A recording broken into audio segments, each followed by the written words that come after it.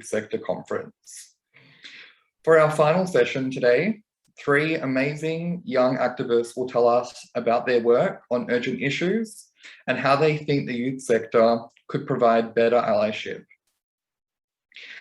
I will issue a content warning. The speakers may reference racism and ableism in their speeches. So we will first hear from several incredible young speakers and then a short Q&A if there is time. Questions can be submitted via the Zoom Q&A function. I would first like to introduce Tyson Harris, Business Relationship Manager at HESTA, and thank him for supporting today's session. I will now hand over to Tyson to introduce himself and the speakers. Thank you. Thank you, Albert, for your kind introduction, and good afternoon, everyone. Welcome. My name's Tyson from HESTA. I use the he, him pronouns. I would first of all like to acknowledge the traditional custodians of the lands on which we engage today, no matter where you might be in Victoria. I am speaking today from the land of the Wurundjeri people of the Kulin Nation, and I pay my respects to their elders past, present, and emerging. HESTA is truly honoured and delighted to support and partner with YACVic for their Reshape Our Future Youth Forum. Look, it's not easy to transition an entire conference into a virtual delivery, so I just wanted to thank everyone behind the scenes for their amazing work.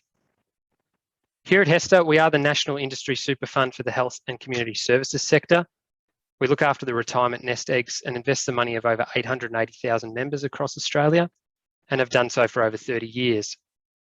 We are a profit to member fund, meaning we work hard to give back to our members, and we are not run for shareholders. So you may ask why an organisation that focuses on retirement is speaking to you today, when for many on the line today, retirement could be 40 years or more away. But the main message is by taking action on your super today, you could make a huge difference and give you an amazing independent retirement. We speak with so many members that wish they had done more when they could. But we do recognise that people, though everyone really, but mostly the young and the elderly are the most impacted by the past 18 months. Younger people are more likely to work in casual roles impacted by lockdowns, more likely to have transitioned from face-to-face education to remote learning, and they're most likely to miss out on those key milestone moments that we treasure for years ahead of us. So we understand that these are unprecedented times, and HESTA was proud to be able to support thousands of members over the past year with financial wellbeing advice and early release of their super. This gives our members a greater peace of mind.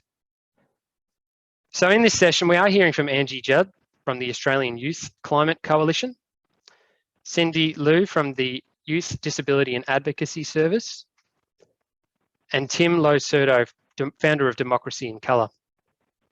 It is great to be supporting this session as HESTA resonate and align strongly with the values that these individuals and their organisations stand for. At HESTA, we think and act holistically about how we achieve sustainable investment returns while contributing to a healthier society and planet. Our impact investments aim to earn both a financial return and have a measurable social or environmental impact. This approach helps us drive a meaningful change for generations to come. We endorse the ambitions of the United Nations Sustainable Development Goals as a way of delivering a healthy economy, environment, and society. And we are guided by the United Nations-backed Principles for Responsible Investment. And we are proud to say we are the first super fund trustee to be certified as carbon neutral. HESTA has committed to reducing the absolute carbon emissions from all our investment portfolios to net zero by 2050, which aligns our portfolio with the Paris Agreement. However, we are one of the first super funds to commit to a dedicated sustainable investment option known as our sustainable growth. This has been a market-leading performer across the past 20 years. This option excludes many different controversial aspects of the economy, such as tobacco investment, uranium mining, weapons manufacturing, and there's a few more in there as well. As I mentioned, our impact investments aim for a societal or environmental return in addition to a financial return for our members. Our impact investments have included things like social and affordable housing, solar and wind farm development, and biomedical research for advancing modern therapies. We also invest with organisations that provide individualised NDIS plan management in meaningful and transparent ways to help people navigate the complexities and ongoing responsibilities of being an NDIS participant. We've had a long partnership with the National Disability Services, and we work with many organisations that provide supported employment so individuals can develop skills, confidence, and independence. We're also very strong advocates for equality. We were the first super fund to adopt a reconciliation action plan and have a proud partnership with several peak bodies that focus on Aboriginal and Torres Strait Islander healthcare. We were one of the first funds to develop a financial inclusion action plan, supporting everyone to have a fair and equitable access to financial goods and services. HESTA drives gender equality through the creation of our 40/40 vision, where we call upon ASX 200 companies to have a fairer gender diversification across their board.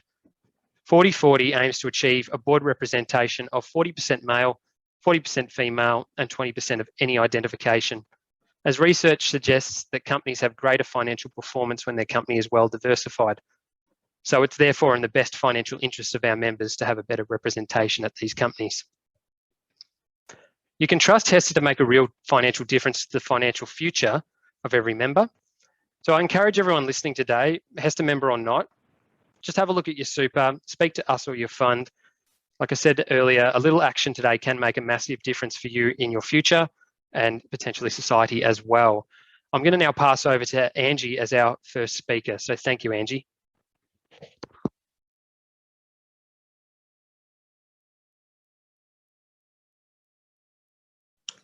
Thanks, Tyson, for the introduction. And hi, everyone. Thanks for having me here today. I'm Angie. I use she and they pronouns. But before I begin, I'd also like to acknowledge that I'm calling in from Wurundjeri Wurrung land of the Central Kulin Nations. I pay my respects to elders past and present and extend that to the elders of the lands where you all are today, as well as to any Aboriginal and Torres Strait Islander people on the call. In the context of me talking about climate activism today, I also want to reiterate and bring to the forefront that sovereignty of this land was never ceded.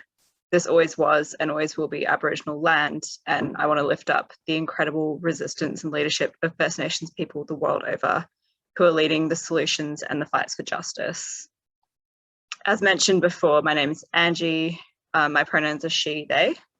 I'm a light-skinned Asian Australian person with green eyes and dark brown hair, which falls just below my shoulders. Today, my hair is down and I'm wearing a beige, brown and khaki patterned sweater that I clearly stole out of my father's wardrobe.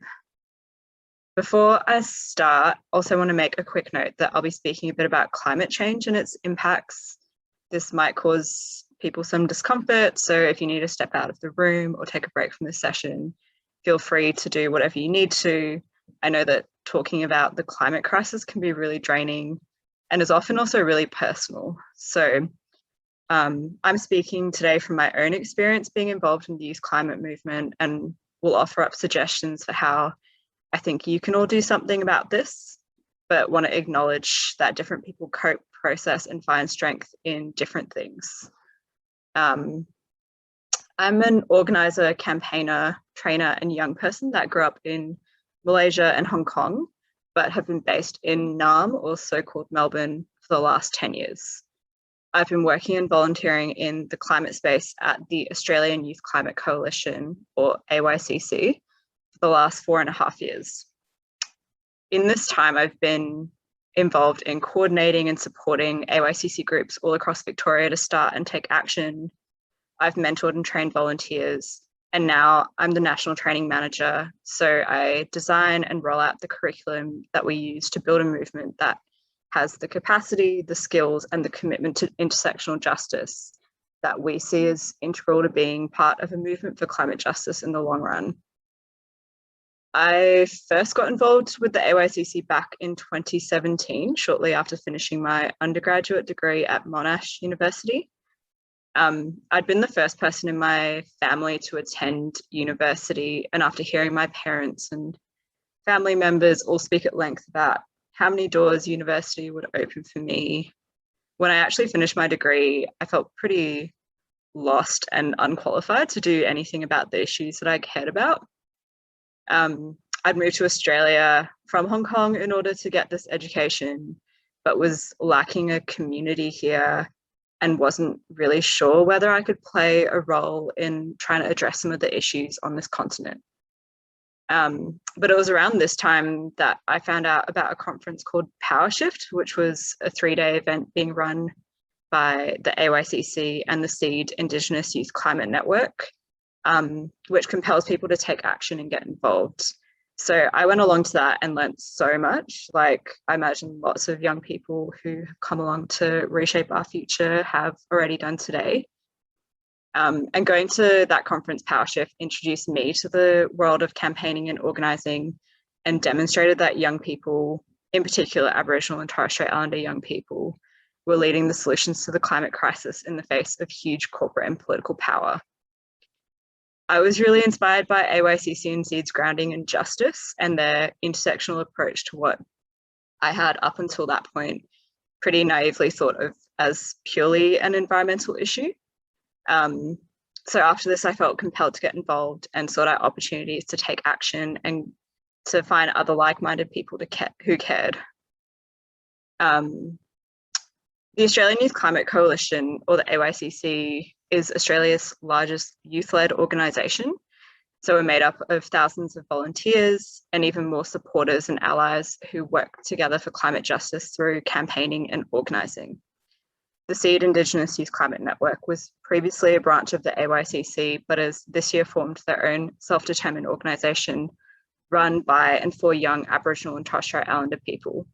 And I'll speak to how non-Aboriginal and Torres Strait Islander people can support SEED a little bit later on. But the AYCC focuses on energy and working to shift Australia off of fossil fuels, because we know that this sector is the biggest contributor to the climate crisis and is continuing to destroy land and culture through resource extraction and huge infrastructure projects. We also know that Australia in particular is a huge exporter of fossil fuels, and that many people's livelihoods are tied up in this industry. So we know it's not simply fair to just ask for projects to stop or for infrastructure to be shut down immediately. And a huge transformation of communities and the energy network and jobs are going to be required if we're going to meet the demands of a just transition. And we at AYCC know that this should be led by communities on the front lines themselves. So broadly, what AYCC's work on this looks like is running strategic campaigns to stop fossil fuel projects, but then also doing the deep community building to empower people to dream up just and fair solutions to the crisis that are going to work for and be led by people's own communities directly. And in doing this, we build up the skills, confidence, and knowledge of young people across the continent through our training programs that I manage, mentoring young people, and taking collective action together. It feels quite timely for me that obviously this conference has been postponed a few times, but that it's now falling just days after the launch of the most recent report from the working group of the Intergovernmental Panel on Climate Change, or IPCC, released on Monday. For those who don't know, the IPCC is the UN body in charge of assessing the science related to climate change.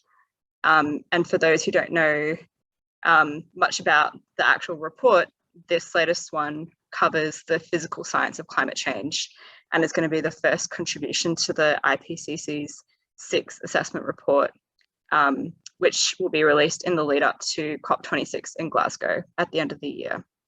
COP26 is the 26th annual conference of the parties, which is a global climate summit run by the UN. The IPCC report has been years in the making and is the work of literally hundreds of scientists from across the world, and is put through an extraordinarily rigorous process of review. But I don't want to speak too much about the specific findings and details of the IPCC report and what this means. If you want to get up to date on some of this detail, the Climate Council has already released some really great videos and explainer docs and resources. I'm going to pop a link in the chat if you want to check them out later. But to be perfectly honest, I found it really hard to process and engage with this news and this report this week, not only because we're in the middle of the 6th lockdown here in Melbourne, but also from witnessing the devastating climate impacts wreaking havoc all across the world in recent weeks, months, and years. What this report does give hope for and reminds us of is that every single action that we take to prevent any degree of warming really matters. What actions we take now will not only impact people for centuries and millennia to come, but will actually be felt by people within our lifetimes. And it reminds us that every fraction of a degree matters. So in the face of all of this, there's so much that you can do as a young person or as someone working with young people. I could talk for a lot longer than 7 to 10 minutes about this. But here are 3 key things that we desperately need in the climate movement right now. Firstly, we want everyone on this call to get involved in collective action yourselves. If there's only one thing you take away from me today, I want it to be this. We know no individual person is going to be able to change the situation we're in or solve the range of systemic issues we're up against, but there are movements working together. Sorry about that. Working and forming a wider strategy to tackle the issues. So find a group that speaks to your values and interests and commit to it ongoing. If you're a young person under the age of 30, join the AYCC. There are many different ways to be involved, whether you have an hour a month or multiple hours a week, whether you're in a regional area or a capital city, whether you want to connect with other young people of colour specifically, or you want to be in the national network. We're actually launching a new campaign strategy and plan tomorrow night, and would encourage folks who are under 30 to come along to that and see what the AYCC is going to be doing for the next 6 to 12 months. I've just popped a link in the chat as well if you want more details. And if you're over the age of 30, would encourage you to join another local action group. And you can also get involved to support AYCC in other ways. Secondly, if you're part of an organisation or corporation, would encourage you to seek out opportunities to partner with groups who centre justice in their solutions to the climate crisis, and then also just show up when it matters. So this might look like offering up your skills and expertise to youth groups like AYCC and SEED, and support, encourage, and provide opportunities for the young people that you work with to get involved directly with actions. And just make sure you show up and stand in solidarity in the ways that are asked. And thirdly, if you have the means to, I'd ask everyone here today to become a monthly donor to SEED, to support them becoming a self-determined organisation and give them ongoing financial stability.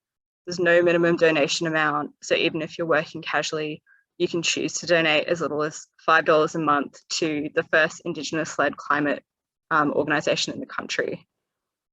I'll pop a link in the chat for that if you want to get on board with SEED. But being part of social movements for change not only creates more action and impact to get things happening, it also creates the community and connection that we all need if we're going to get through ongoing crises and injustices. So I'd really urge you to get involved in whatever capacity you can, join a group, donate, seek out opportunities to partner with people, and together we can get through it. Thank you.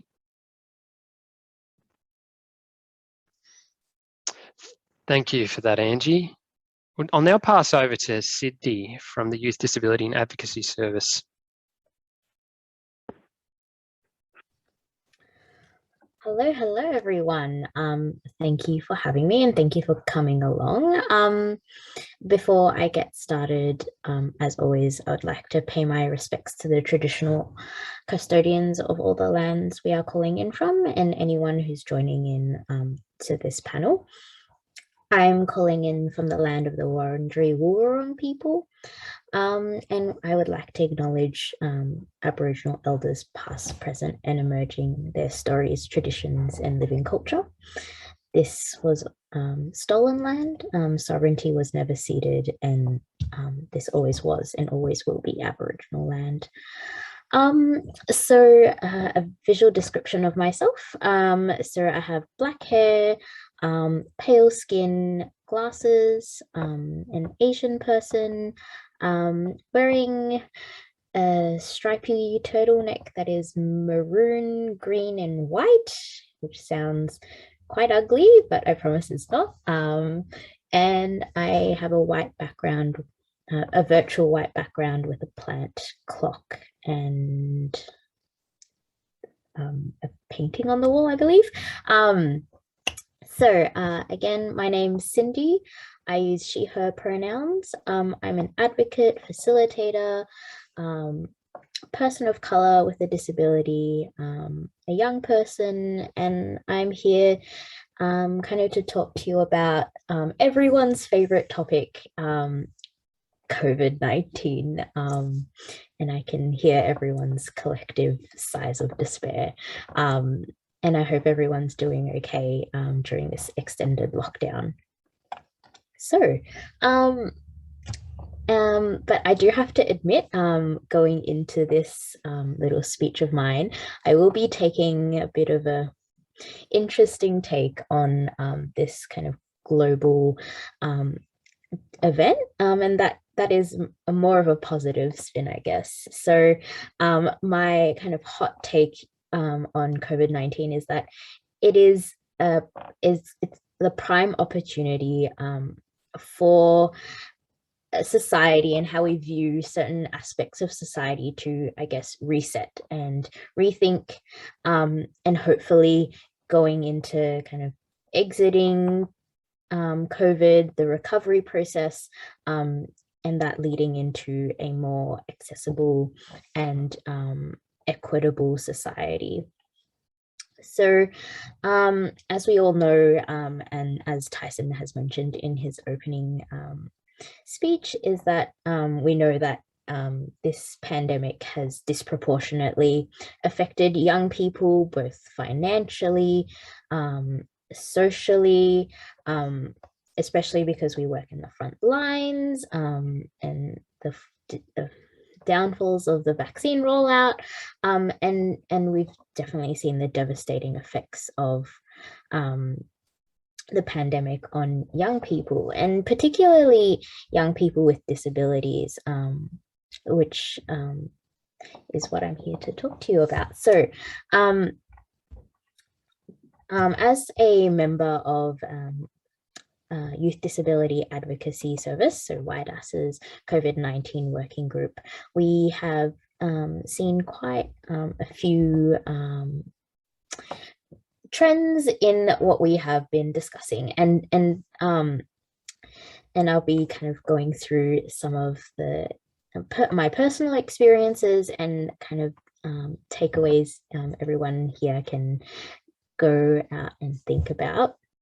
So the most prevalent, I guess, theme that's popped up is that young people with disabilities are finally saying and finally acknowledging that this pandemic is people with average non-disabled people are finally thinking about accessibility, finally thinking about, oh my, I can't do X, Y, and Z. And this is how our community has been feeling for so long. And it's quite empowering to think that a society has finally made to feel uncomfortable, and we've kind of landed at a space, especially last year, where we're on equal uncomfortableness, I guess, where people weren't able to go outside during lockdown, go to the supermarket, being unfamiliar with working online, studying online, kind of not being able to access healthcare the way they like to, or being able to connect with people the way they like to. And these are all experiences that people with disabilities have been experiencing for so long. And this pandemic has forced the average non-disabled person to really think about how society goes about education, employment, mental health, healthcare, how we connect with others, how we form community. All these things are up for discussion, because this pandemic has broken those down, made cracks bigger, and holes and new holes appear. this is really prime time for young people and young people with disabilities to have their voice heard and have a say in how we kind of rebuild these structures, how to rethink, as I said, employment, education, mental health, healthcare, that kind of stuff. And that process is something that the youth sector, the disability sector has previously, I guess, struggled with, or how to do effectively in that. And I've seen this as an advocate, and especially during COVID, a lot of my advocacy has definitely ramped up during COVID because of such a high demand, a sense of urgency, I guess, in the issues that are brought up. And I know I am aware I'm talking really fast, I apologize. So basically during lockdown, I've kind of wallowed in my boredom, and from that has sparked quite a bit of thought, especially about how young people with disabilities were portrayed and during lockdown, of, I guess, spreaders and rule breakers, whereas other demographics were not, and as well as our disproportionate experiences of discrimination during lockdown as well, whereas where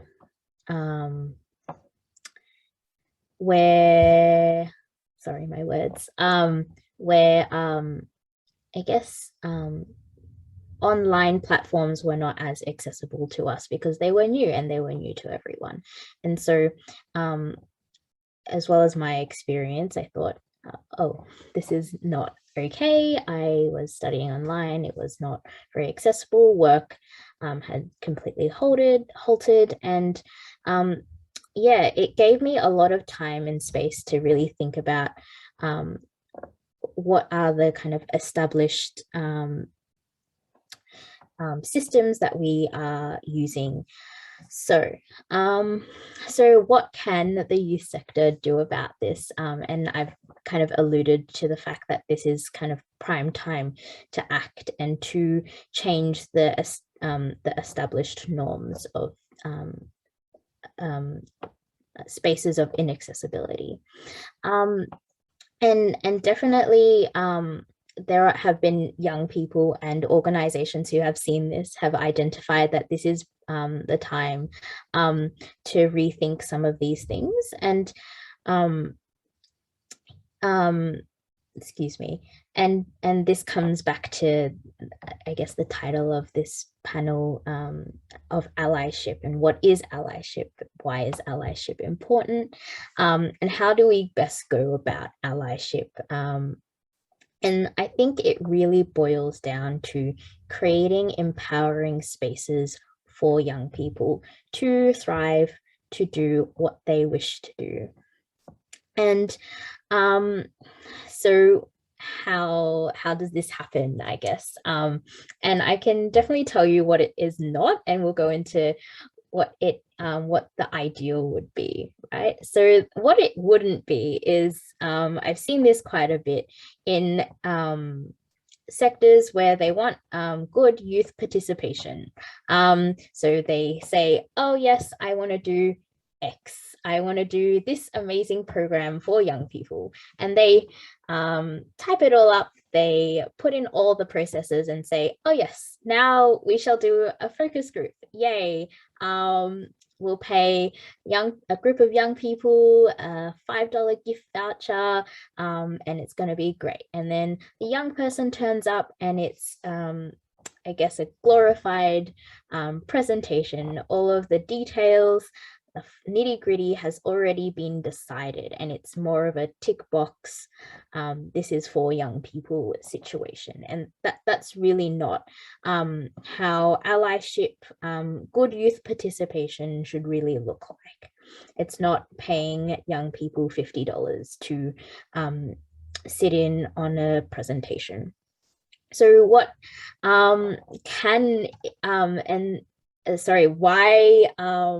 why? So why do we want further youth participation? Because so basically it empowers young people, and it doesn't reinforce the idea that young people with disabilities should not take up space. And that is something that I personally have struggled with, identifying what I want, what I need, and being proud of that, and not being ashamed or bashful about taking up the space that everyone has the right to, and it's not something reinforced or highlighted for young people with disabilities. It's always, yes, I didn't want to bother you with this, but I need this, and not having the space to do that. So a couple of great examples of creating empowering spaces come in the form of, there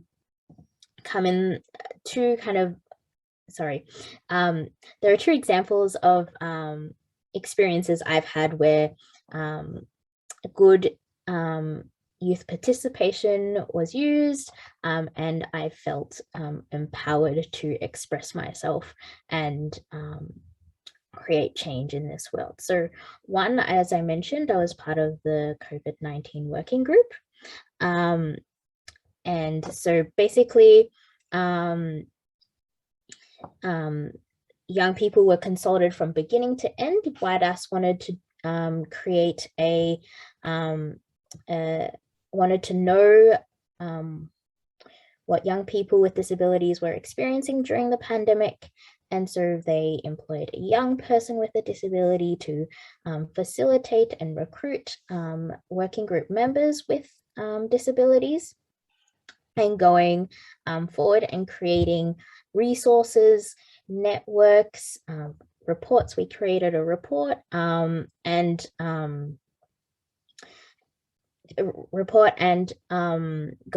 and using our lived experience as expertise in academic journals, and so on. And that is really an all-encompassing process where from beginning to end, that is involving young people. I know I should. Cindy, yeah. Sorry, we might just have to leave it there. Thank you so much. I apologize. No, we could talk about this forever. Yeah, but we just want enough time to get to Tim. So we might just pass it on to Tim. But thank you so much. It was a wonderful presentation.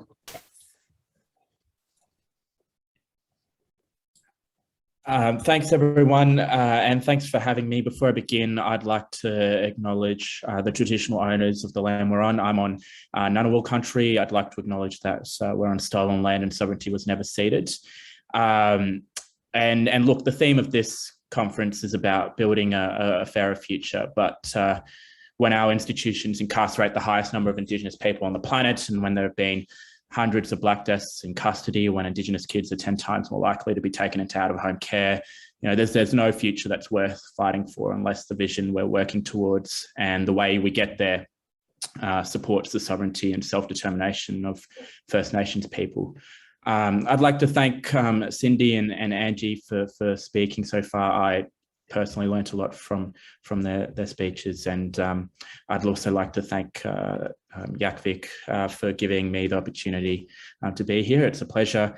So my name is Tim. My pronouns are he, him. I'm an Asian Australian man with short black hair, glasses on, and I'm currently wearing a blue-ish jumper.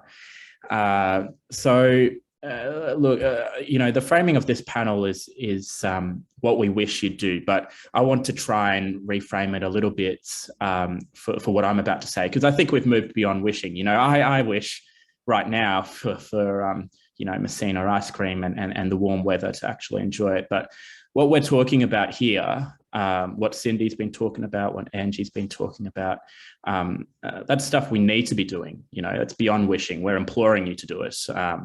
And it's what we need to do right now, not by 2050, but right now. So I want to share 4 key priorities I've heard from working with young people in youth-led organizations and as a young person myself. And the first is working at a scale that's commensurate with the challenges we face. So right now, everybody here knows, right? We're living through multiple overlapping crises. The first, we're facing the worst humanitarian crisis since the Second World War. We're in the worst refugee crisis since the Second World War. We're tearing our planet apart, hurtling towards climate catastrophe. And of course, we're in the midst of this once-in-a-generation global public health crisis that threatens decades of humanitarian progress. So this is not a time for the audacity challenge, and we don't have time to play small or tinker around the edges. And young people are demanding moonshot ambition. And for all of the organizations that are represented here in this chat right now and in this conference, if one of our key messages is that business as usual won't cut it anymore, and that we can't continue taking a risk-driven approach to how we do our work, when clearly it's so clear that what we're doing right now is just not sufficient. It's not cutting it, and we need to be working like our future's on the line, because it is. And what we're doing is not engaging large enough people. It's not engaging the right community. We're just talking to the same bubble over and over again. And we need to be talking to more people. We need to be going beyond our bubbles. We need to be engaging those who don't know what to think about the climate crisis or racial injustice or whatever we're talking about. And we need to do better because unlike, for-profit businesses, the consequences of failure for our organizations, for our work, isn't, some unhappy shareholders. The consequences of failure for our work is people are harmed, communities are harmed. And we just need to be doing more, faster. So that's number one. Number two is tackling systemic issues at their root causes. So no more band-aid solutions that see, for example, the climate crisis just as a carbon problem or racism just as an education problem. We need to acknowledge that all of these wicked challenges aren't accidents, right? They're products of power imbalances and systems of oppression underpinned by predatory capitalism. They are the result of legacies of decades, if not centuries, of extraction, colonization, and slavery. So, if you think about it like, the difference between firefighters and arson investigators, obviously not all fires are intentional, but the fires that we're dealing with, the issues that we're dealing with, they're all intentional. They've all been created. They're not accidents. They've been created by certain vested interests to perpetrate their own, their own vested interests. And so, we need not just people who are the firefighters dealing with the immediate impacts of the problems that we're dealing with, but we also need the arson investigators, people who are looking at the root causes of these problems and trying to work out how did this come about in the first place? Who benefits from these problems? And how do they maintain these legacies of oppression, and how do we dismantle them? So I want to talk briefly about one of the main ones I think we need to dismantle. And I think to truly win the world we know is possible, we need movements that challenge the fundamental moral foundation and incentives upon which our society is built. And that moral foundation is parasitic growth. So we live in a system that treats people, human beings, like property, that turns us into profit and loss calculators, that sees us as numbers on somebody's spreadsheet. And fundamentally, it is a system that prioritizes the accumulation of profit over everything. And a system rooted in infinite growth on a finite planet is a system that's incompatible with life. And Angie was talking a little bit about that with the climate crisis, but it's beyond climate change as well. And so I want to wrap up this point by just saying that young people are yearning for leadership. that recognizes this reality and is envisioning what an economy, what a society looks like that has as its prime prerogative the maximization of human potential, and that respects a symbiotic relationship between people and planet. My third point, my second last point, is doing the internal work. So as organizations that are working for social impact, it's really important that we embody the tomorrow we're fighting for in how we operate today. So that means bringing a strong racial justice, gender justice, social equity lens to everything we do. So thinking about who has and who doesn't have power in our organizations, and how are we moving as close to the point of impact as possible. So how are we centering impacted communities in our work? And my last point is meaningful roles for young people. So I've talked about doing the internal work, tackling systemic issues at their root causes, and working at a scale that's commensurate with the challenges we face. My last point is meaningful roles for young people. So young people obviously have a range of different strengths, but I think one of our main ones, is an ability to clearly see injustices embedded in the status quo and not accept them. So there's this American academic and community organizer called Marshall Gantz, and he talks about young people having a critical eye and a hopeful heart. And it's that combination that brings change. And he says that there are two elements of prophetic vision. So one is criticality, the recognition of the world's pain. And the second is hope, recognition of the world's possibilities. And young people operate at the intersection of that. So the intersection of seeing the world's pain clearly, unapologetically, while still recognizing those possibilities and believing in them deeply. But young people can only action this prophetic vision if they're given meaningful roles with real decision-making power. And so within our organizations, that means young people on our boards. It means young people in our executives, in our C-suite. It means young people at a staff level, at a basic level. And it means, as Cynthia was saying, not just random focus groups for young people, but like genuine consultative co-design programs that involve young people and that, haven't already had decisions made before those processes start. So I'll end there. I'm really grateful for the opportunity to talk to you, and I'm looking forward to where this conference goes next. Thank you. Thank you, Tim, and thank you to all speakers. I would like everyone to know that there is a Menti for this session. If you would like to share what you've been inspired to do more of or to do better after hearing from today's speakers. We'd also love to get your feedback on the session at whole. So there will be 2 links sent out, one for the following question from this, and then one also which will be for those that are only attending today's session to complete, which will be a SurveyMonkey link. I really resonated with what Angie said in regards to the importance and urgency of acting on climate change. Then also, as Tim highlighted, that there has been enough talk on any of these issues and more action is needed, that the time to act was yesterday.